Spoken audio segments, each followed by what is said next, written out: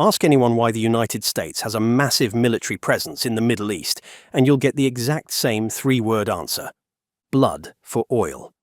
This narrative, that America relies on a continuous military occupation of the Persian Gulf just to keep its SUVs running, has been the defining geopolitical trope of the last 50 years. And it makes sense, because it used to be true. In October 1973, an Arab oil embargo paralyzed the American economy. Gas prices doubled, sometimes tripled. The US realized it was hopelessly vulnerable, and Washington made an unspoken vow. The American economy will never be held hostage by a foreign energy cartel again. But here is the glaring problem with that narrative today. It is 100% outdated. Over the last decade, an unprecedented engineering revolution in the deserts of Texas quietly broke the world order.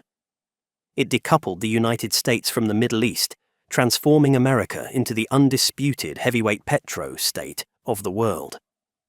By 2024, the US imported barely 500,000 barrels a day from the Persian Gulf, a laughable 2% of overall consumption. So why are American aircraft carriers still patrolling the Gulf? Why, in the spring of 2026, did the US Navy enforce a massive blockade during Operation Epic Fury? If America doesn't need Middle Eastern oil, why is the military still there? The answer reveals the most brilliant, cynical, and misunderstood geopolitical strategy of the 21st century. To understand it, you have to look at the dirt. By 2008, the US was in serious trouble. Domestic oil production had bottomed out. The prevailing consensus was peak oil.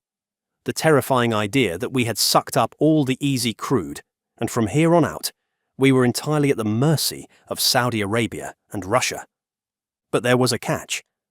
There were billions of barrels of hydrocarbons still trapped deep underground in the US. They were just locked tightly inside dense, low permeability rock called shale. You couldn't just drill a vertical hole and pump it out. It was like trying to suck a thick milkshake through a coffee stirrer. Enter George Mitchell.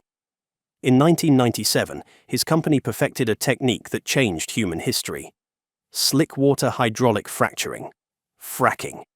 Instead of just drilling straight down, you drill down, turn the bit 90 degrees, and steer horizontally through the rock for miles. Then, you blast water, sand, and chemicals into the pipe at terrifying pressures. It violently shatters the rock, propping open deep earth cracks and letting the trapped oil flow out. The macroeconomic results were world-shattering.